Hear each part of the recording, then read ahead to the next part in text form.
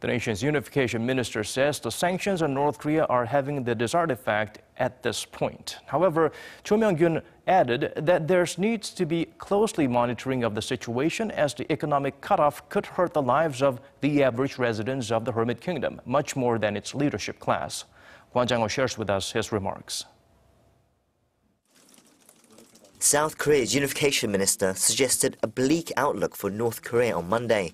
Speaking at a forum hosted by the National Unification Advisory Council, Minister Cho Myoung-gyon described the potential damage recent international sanctions could have on North Korea's economy.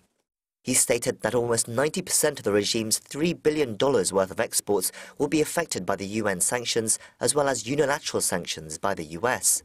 He explained in some instances the North Korean economy could be even worse affected than in the mid-90s when it suffered severe food shortages.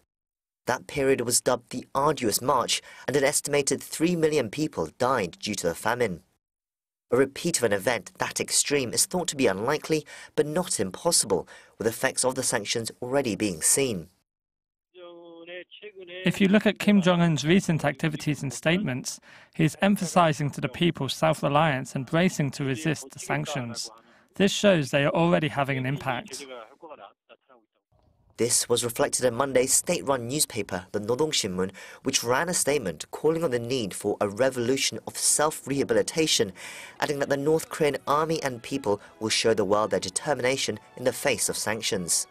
Observers also note, however, that if food shortages do occur, unlike in the past, the international community might not be able to help.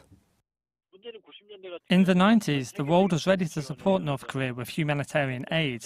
But with the current level of sanctions, even providing aid could be troublesome. The unification minister said Seoul will keep a close eye on how hard the economic difficulties hit the regime, and also on how Kim Jong-un and the North Korean public react to the situation. Kwon Jang-ho, Arirang News.